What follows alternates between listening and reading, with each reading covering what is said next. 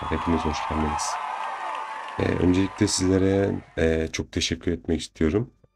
Kung Fu Panda 4 filmine bayağı nasıl söyleyeyim, bir güzel bir izlenme gelmiş. İzleyen, izlemeyen, yorum yapan, beğenen herkese ve hemen herkese çok teşekkür ederim dostlar. Öncelikle bunu söylemek istedim. Bugünkü videomuzun konusu Mad Max filminin, yani daha doğrusu Mad Max Fury Road filminin devam filmi olan Mad Max Furiosa. Yani 2024'te 24 Mayıs 2024'te vizyona girecek olan güzel bir film. Gene aksiyon dolu, macera dolu güzel bir film. Bu şeyimizin konusu, bu videomuzun konusu o. İsterseniz dostlar ufak bir şey yapalım beraber. Bir trailer'dan bir ufak kesitlere bakalım. Zaten çok fazla bir trailer'da bir şey göstermemişler. Çok fazla bir şey anlatmamışlar ama biz yine olduğu kadarını inceleriz, bakarız. Fury Road kadar güzel olacak mı olmayacak mı ona bir inceleriz dostlar. İsterseniz gene ona bir bakalım. Fell into madness. Everything went to hell. What we're going to do is the riskiest thing you'll ever see That doesn't sound right. on this road. Only one. Evet dostlar.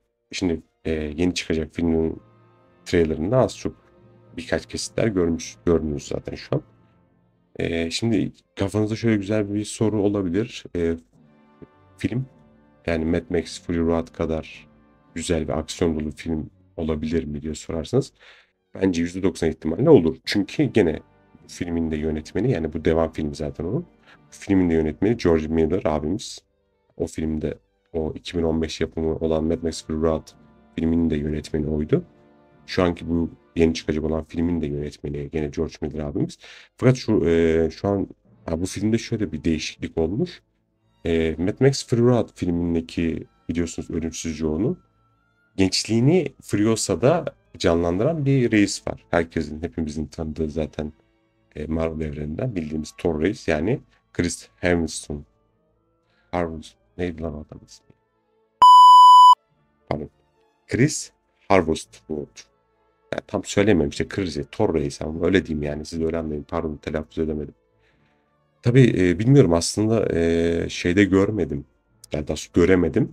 Trailer'da Tom Hardy reis var mı, yani Max karakterinde oynayan adam var mı onu göremedim ama şeye baktığımda, hani oyunculara baktığımda o reis orada oynuyor olarak gösteriyorlar. Bilmiyorum, belki filmde ufak tefek belki kesitlerde göstermişlerdi veya oynatmışlardır. Orasına bir şey diyemem. Yani çünkü film çıkmadığı için buna bir şey diyemem. Ben sadece şu an yayınlanan birkaç tane trailer'da onu hiç görmedim. Ama fakat şeyde gösteriyorlar. Hani oyuncular şeyinde ismini yazıyor orada. Yani olay bu. Yani dostlar, yani bu film aslında bu yeni çıkacak Mad Max Furiosa filmi Ölümsüz Joe'nun Fury Road'daki filminden önceki hayatında yaşadığı olayları ele alıyor. Ve bizlere Joe'nun gençliğini ve aynı zamanda İmparatorcu Furiosa'nın da geçmişini canlandırıyorlar. Ölümsüz Joe'nun gençliğini canlandıran oyuncu zaten dediğim gibi bizim Thor Reis. Trailer'da gördüğümüz olaylar film hakkında az çok bize fikir veriyor. Ama şöyle bir sorun var. Bu çıkacak olan film Mad Max Fury Road kadar aksiyon dolu olur mu? Yani şimdi benim kafamda soru bu. %80 hepinizin soru bu. Zaten bunu girişte söyledim. Soru buydu daha doğrusu. Bence Mad Max Fury Road'dan bir tık daha güzel bir aksiyon yapmış olabilirler. Çünkü biri 2015 yapımı bir film. Bu 2023-24 yapımı bir film olacak.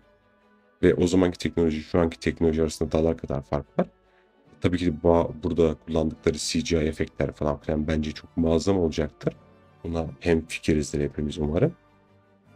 Ama tabii ki de önemli olan bizim için o CGI'den daha çok Tom Hardy'nin oyunculuğu vardı. Aslında Chris Hemsworth'un da, ya söyleyeyim, Thor Reis'in de oyunculuğu iyi. Ben onun oyunculuğunu da çok seviyorum ama tabii Mad Max'te ilk bizim böyle herkesin tanıdığı oyuncu şeydi, hani dediğim gibi Tom Harvard, yok lan.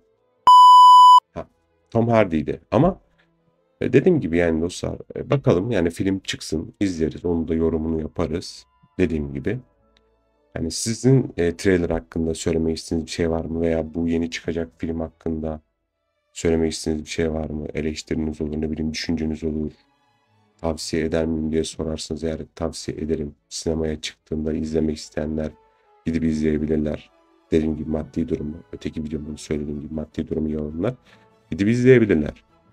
Bunda problem yok çünkü bu da bayağı aksiyonlu bir film olacak belli ki. Çünkü yine dediğim gibi aynı yönetmen, aynı senaryo az çok diğer o filme göre yakın. O filmin aslında devam filmi ve o film aslında geleceği gösteriyor. Bu yeni çıkacak film de aslında o filmindeki geçmişi gösteriyor. Yani o çok garip bir birbirine şey yapmışlar. Böyle çapraz bağlantı gibi bir şey olmuş. Bence çok güzel, spesifik bir film olduğunu düşünüyorum. Biz zaten filmin konusunu çoğu hepimiz izleyenlerin hepsi biliyor zaten. Biliyorsunuz ki böyle ütopik bir evren, yani ütopik bir zaman diliminde yani şöyle söyleyeyim belki bu şu an değil ama belki önümüzdeki 1000 yıl veya 1500-2000 yıl sonraki belki bizim dünyamızın gelecek olan halini bize gösteren bir film. Çünkü şöyle zaten biliyorsunuz oradaki petrol savaşları, su savaşları, yiyecek yani besin savaşlarının olduğu ve bir kralın diyeyim hatta onun yöneticisini bir kontrol ettiği zalim bir dünyadaki o savaşı hani bize anlatıyor. Oradaki aksiyon dolu kovalamacıyı falan anlatıyor. Yani çoğumuz biliyordur. Ben izlemeyenler için bunu söyledim. Ya, film böyle dostlar. İzlemek isteyenler dediğim gibi baştan tavsiye ederim. Hani dediğim gibi maddiyatınız zamanınız olursa sinemada izleyin dostlar. Veya bekleyin. Düştüğü zaman izlersiniz. Onda bir şey demem. Evet dostlar. Film hakkında söylemek istediğiniz bir şey varsa yorumlara yazın. Bana belirtin. Orada diğer videomla yorum yapan herkese çok çok çok teşekkür ederim.